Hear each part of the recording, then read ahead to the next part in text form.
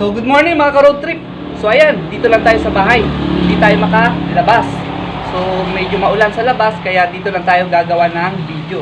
Ang video na ipapakita ko sa inyo ay kung paano mag-breed ng gapi.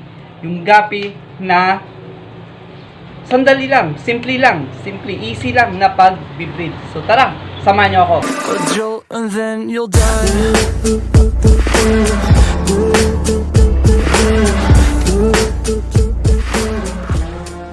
So ayan, dito tayo sa kusina. So ito, lagyan natin dito. Yan ang kakailanganin natin. Kailangan natin ng itong food cover. Ito yung long nose, tsaka pako. Tsaka ito pa, importante. Ito, plangganang malaki. So ayan, plangganang malaki. Kailanganin natin to. So, ayan, i-assemble natin kung paano gumawa ng paglagayan nitong breeder natin. So, ayan mga ka-road trip. So, ito ang gagawin natin. So, kailangan natin itong long nose, tsaka itong pako.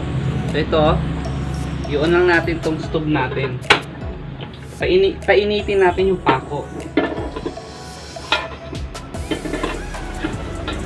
So, ayan, habang iniinit natin, itong planggana, itong mahiwagang planggana, ito, kailangan natin to. Bubutasan natin ito dito, kabilaan. So dito tsaka dito, dalawa.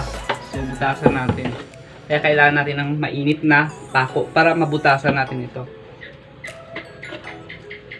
So ito, sandali lang to, mainit, kunting init lang, butas na kaagad itong planggana natin. So ayan, so ito, butasan natin.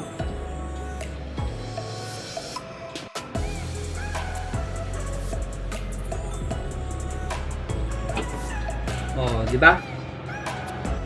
So ayan, nabutas na natin. Yung kabila naman bubutasan natin.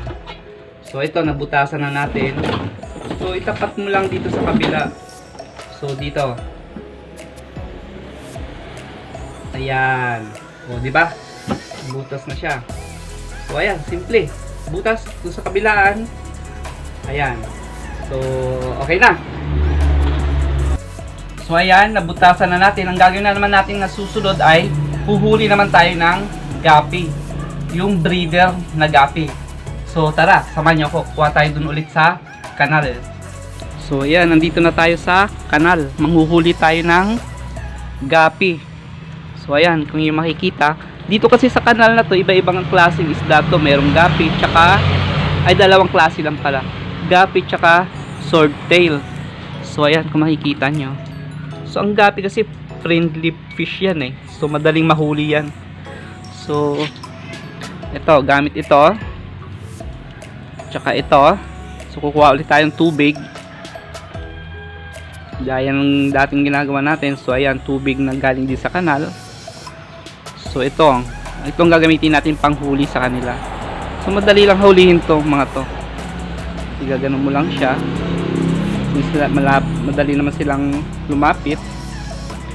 Taboy-taboy mo lang sila. So yun mo lang. O, di ba? Ganun lang, huli-huli ka lang diyan. So, teka. So, ayan, kikita mo may nahuli na tayo dito. So, ayan, oh. So, ayan. So, kunin natin 'to. Dalhin natin dito. Dalhin natin dito isa-isa. So, ayan. Huli pa tayo ng marami. Teka lang. So ayan, nilagay ko na sa aquarium yung nahuli nating mga i-breed natin. So ayan, pipiliin na lang natin mamaya. So ayan, pili tayo ng male tsaka female. Siguro mga tatlong male tsaka 10 female. So tara. So ayan mga road trip. So paano natin malalaman kung ang gapi ay isang male or female? So ayan, tingnan natin dito para i-explain ko sa inyo. So ayan mga ka-road trip. So, ngayon, papakita ko sa inyo yung pagkakaiba ng male tsaka female na guppy. So, ayan. Ito ang male guppy. So, dito naman sa kabila ang female. So, makikita mo yung female. Ayan, colorless lang siya, wala siyang kulay. Tsaka yung, ayan, yung buntot niya, ayan, makikita mo yung buntot niya, maiksi lang siya. So, ayan. Yan yung female. So, kung makikita mo yung anal fins niya, ayan o, sa baba, yung babang-baba niya, ano lang siya, para siyang palikpik. So, ayan, yung sa babang-baba niya, parang palikpik lang siya. So, sa male naman, ito yung male. So, makikita mo yan. Malikot yung male natin. So, ayan. Yung anal fins niya ay patulis. Tsaka yung kulay niya ay matingkad. So, yan. Yan yung male na guppy. So, matulis siya. So, yan. So, dito naman ang female. Yan. Para siyang bola-bola, malaki ang tiyan. So, mukhang buntis na tong female natin. So, yan ang difference ng male tsaka female na guppy. A few moments later. So, ayan mga road trip. So, ito na yung ginawa natin kaninang binutasan natin. Ito, binutasan natin kabilaan. So, ayan. So, ito rin yung food cover natin. So, ilalagay lang natin sa gitna. So, ayan. So, itong food cover na to, nilagyan ko na ng tali. Dito natin ilalagay sa butas na to. Sa ginawa natin butas kanina. So, ayan. Yan. Yan ang purpose kung bakit may butas yung planggana. So, ito rin. So, panibago rin tali. Lagay din natin dito sa butas. So, ayan. Yan. Yan ang purpose niya. So, ayan. So, ibuhol lang natin dito. Ganon din dito sa kabila. Itali natin maigi. Kailangan kasi nakaangat siyang ganyan. So, ayan. Teka lang. Tali kong mabuti. So, ayan. Natali ko na. So, ayan. Ayan. Binuhol ko dito. Saka dito. So, para siya nagsiswing. O, ayan. Diba? So, tubig na lang. Lagyan natin ng tubig. Tara. Kuha tayong tubig. Punuin natin ng tubig tong timba na to. Ayan. So, ayan, mga road trip, nandito na tayo sa likod. So, ayan, nilagyan na natin ng tubig tong langgana natin. So, ayan. Oh. So, ang gagawin natin na, pinuno ko lang ng tubig ito. Ito, tubig ng poso. O, deep well. So, ibig sabihin, itong tubig na ito, walang chlorine. So, automatic, pwede natin ilublob dito yung tubig. Hindi na kailangan ibabad na matagal para mawala yung chlorine. So, ito, since galing naman sa deep well, so, gagawin natin, etong tubig isda na punuhan natin kanina, so, ibabad lang natin dito. So, yan. Ganon din yung isa. So, dalawa ito, yung male, tsaka female. So, ito, yan. So, ayan. Babad lang natin ng mga 20 minutes. So, ibabad natin para hindi sila manibago sa tubig. So, ito. So, yung male, ginawa ko ng 15 pieces yung male. Yung female, 15 piraso. Tapos yung male, ginawa kong 5. Para medyo madami-dami. So, malaki naman tong area niya. So, malaki naman itong paglalagyan niya. So, dinagdagan ko na ng male tsaka female. So, ayan. So, after 20 minutes, pwede na nating ipakawalan. So, magantay tayo ng 20 minutes. So, ayan, mga ka-road trip. So, ayan, nilagay ko na yung mga isda. Less than 20 minutes din lang naman. Saka ko na nilagay ko. Halos pares na rin sila ng klema ng tubig. So, nilagay ko na. So, ito, nilagyan ko na rin ng tawag dito, lotus. Tsaka, water lily. So, ito, kailangan na ng mga isda to para may taguan sila. So, kung makikita mo, ayan, ang purpose talaga ng basket na to, para hindi sila lumabas. Hindi lumabas yung mga breeder. So, kung mga anak man sila, ang mga anak nila ang makakalusot doon sa mga butas-butas ng basket na to, itong ano na to, ginawa nating basket. So doon dadaan yung mga fry. So lalabas yan doon, lulusot yan sa mga butas-butas. So yan ang purpose kaya naandyan siya. Kasi kung walang ganito, kaya mo na siya dyan, ubos yung mga baby na, kinakain din kasi ng mga adult yung mga fry. So kailangan may basket siya para hindi sila maubos. So yan. So kumpleto na siya. So simple lang, di ba? So sana may natutunan kayo kung paano mag-breed ng simpleng pagbe-breed ng gapi. Yung gapi tsaka swordtail halos parehas lang naman ng style ng pagbe-breed yan. So yung swordtail na ginawa natin nung karaan, so i-update ko kayo. Taka, tingnan ko sa Flashback.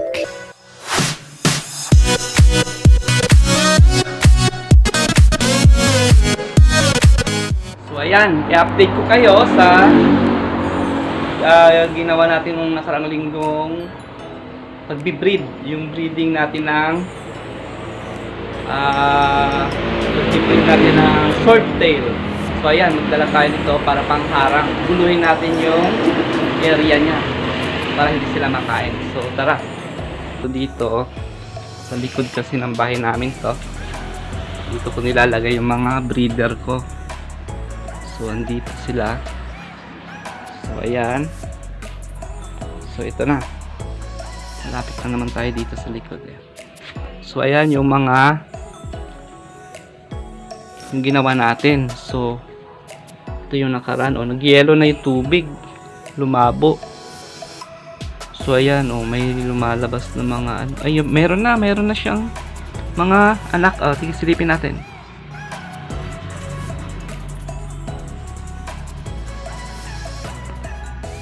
So ayan, ayan may mga anak na siya Siguro nung kinuha natin to mga hindi na natin kailangan yata tong net. Kasi naglabasan naman na. Nung nilagay natin buntis na rin yata So kaya nga eto na sila lumalabas na yung mga maliliit. So dito pa So ayan. Marami siyang anak. So siguro ayan meron pa isang malaki, medyo malaki na o maliit lang talaga naka-zoom.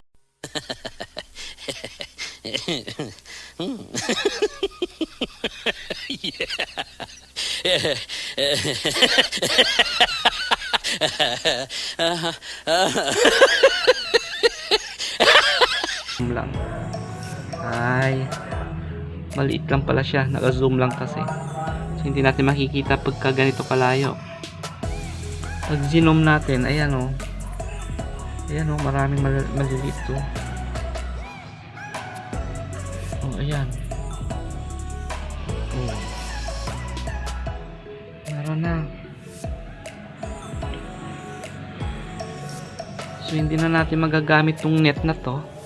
So ilalagay ko sanang ganito para mabulabog natin. Ay naglabasan naman na yung mga anak niya para hindi makain. So ayan So ayan. So halos 2 weeks na ito ngayon. So hindi na natin kailangan itong net. Hindi na natin pwedeng harangan kasi nakalabas naman na yung mga anak niya. So ayan, na-update ko na kayo. So ayan, basta regular lang yung pagkain nyo. So pwede natin kunin na yung mga anak na yan para hindi sila magalaw. Ang iba kasi yung kinukuha nila yung mother at saka yung male at saka yung female na breeder. So sa akin naman kinukuha ko yung mga maliliit, yung mga anak nilang kukunin natin. So ayan, dami. So kung ang isa nito ay umaabot yung isang babae umaabot ng 15 to 20 yung anak niya, so marami ito, 6 sila, so aabot ng mahigit 100. So ayan. So ito, may container ako dito. Ito, lalagyan natin ng tubig. Dito tayo kukuha ng tubig sa pinagkuhanan. So ayan nagsumama na rin yung mga anak niya. Andun na, ipasok na rin. So, ayan. Oh, ayan. Tapos, yung mga anak niya, gamit nitong net natin, huhuliin natin sila isa-isa. Huhuliin natin para hindi sila makain. So, ayan. Oh. Ayan, nakuha na natin yung iba. So, lagyan natin dito. Ayan. Ganyan lang, paulit-ulit ang gagawin natin. Huliin natin lahat ng mga yan. So, para hindi just, kailangan natin iaalisin to para hindi sila makain. So, huliin natin yung mga anak na yan. So, ayan o. Oh. Ayan. Alam mo malalaki, naka-zoom lang kasi yung camera natin. Ang liliit yan. Masyadong maliit. Hindi mo mapansin gaano pagka hindi ano. Oh, ayan. Hindi pa natin, meron pa. So, ayan. So, ilagay na lang natin dito. So, ayan. Ganyan lang. Hanggang sa maubos natin kuhanin yan. So, ang purpose niya para hindi sila makain, kuhanin natin yung mga anak niya. So, hindi natin pwedeng kunin yung mga breeder, baka nanganganak pa mga yan eh. Kasi hindi natin alam kung ilan yung nanganak na dyan, kung alin yung nanganak at saka hindi pa nanganak. So, ganyan lang munang gagawin natin, alisin natin lahat yung mga nakikita nating anak niya. So, ayan. Ganyan yung style ng pagbe-breed ko dito. So, ayan, kung makikita mo, ayan. O, andito na siya sa timba. Ayan, o. Zoom ko lang konti para makikita nyo yung nahuli nating maliliit. So, ayan yung mga anak niya, ang liliit. So, ganyan karami. So, lahat na to aabot ng mahigit 100 ito. Yung mga anak niya. So, maganda na rin pagkitaan yung mga ganitong klaseng libangan. Nalibang ka na, kumikita ka pa. So, ayan, oh. Meron pa tayong kukunin pang maliliit. So, hayan lang natin yung mga mother at saka yung male dyan, yung male at saka female na breeder. So, baka sakaling manganganak pang mga yan. So, ayan. Dito kasi nilalagay sa itong area na to, itong area na to. Yan. Dito ko nilalagay yung mga mini-breed ko. Nasa likod bahay lang tayo. So, ito. Dito natin ilalagay yung mga ito. Dito natin ilalagay itong mga anak niya. So, kakargahan natin ng tubig ito. So, hanggang dito siguro. So, ayan. Mga ganyan siguro na tubig. Kargahan natin. Saka natin ilalagay ito. So, ayan. Ipapakita ko sa inyo. So, ayan. Meron pa yata. So, ayan. Diba? Ayan, diba? So, ito. Naka-ready na. Kuha tayong tubig. Ilalagyan natin ng tubig to. Para naman dito sa maliliit. So, ilalagay natin ito maliliit ito dito sa loob. Yung maliliit na anak. Mga bagong panganak. So, tara. Kuha tayong tubig. So, ayan. Ilagyan na natin ng tubig. So, ayan. Diba? Tubig. So, lagyan din natin sila ng ito, kuhanin natin yung ibang lutos, lagyan natin dito. So, mas marami, mas maganda. So, ito. Wala, yan. O, diba? Tapos, ito, yung mga babad muna natin dito. Yan. Magbilang tayo ng mga 10 minutes. Saka natin pakawalan. So, ganyan lang. Babad muna natin yan. 10 minutes siyang nakaganyan. Saka natin pakawalan. So, ayan. So, meron tayo naka-ready na ito. Parang seaweed siya. So, ilalagay din natin siya sa loob. So, ayan. Ilalagay natin din siya dito. Meron pa dito. Ilalagay na natin lahat. So, ayan lang. Ganyan lang. So, after 10 minutes, ipakawalan na natin sila. So, ganyan. Pakawalan na, bawasan. So, ayan. Then, ilagay natin ito. Ayan. So, ayan. Diba? So, ayan. Ganyan lang. Ganyan ang proseso ng pag-breed ko dito. So, ayan. Kung makikita nyo, ayan na, naka-ready na. May tubig na siya. Ayan, kompleto na. Nandun na rin yung isda. So, ayan mo lang siya dyan. Hanggang sa lumaki, pwede natin ilagay sa malaki-laking. Pag lumalaki na sila, ilagay natin sa malaki-laking lagayan. So, ayan lang. Ganyan lang. So, maganda itong paglibangan din. So, ayan o. Meron pa natirang maliliit. So, ayan o. Kukunin natin yan mamaya. So, wag natin biglain yung tubig kasi magkaiba sila ng klema. So, dahan-dahan lang para hindi sila manibago sa tubig. So, ayan. So, ayan. Yung mga breeder ko. So, may molly dito. May guppy. So, pakita ko sa inyo paano mag-breed ng guppy sa susunod na mga videos natin. So, ayan. Thank you.